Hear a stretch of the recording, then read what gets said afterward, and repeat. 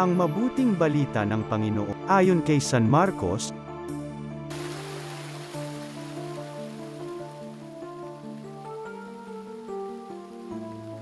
Noong panahong iyon, sinasabi ni Juan Bautista sa kanyang pangangaral, "Darating na kasunod ko ang isang makapangyarihan kaysa sa akin, ni hindi ako karapat-dapat magkalag ng tali ng kanyang mga panyapay.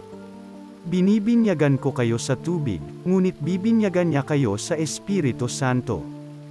Hindi nagluwat, dumating si Jesus mula sa Nazareth, Galilea, at siya'y bininyagan ni Juan sa ilog Jordan.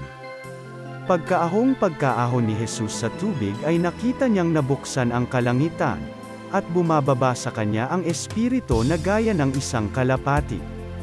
At isang tinig ang nagmula sa langit, "Ikaw ang minamahal kong anak, lubos kitang kinalulugdan." Ang mabuting balita ng Panginoon.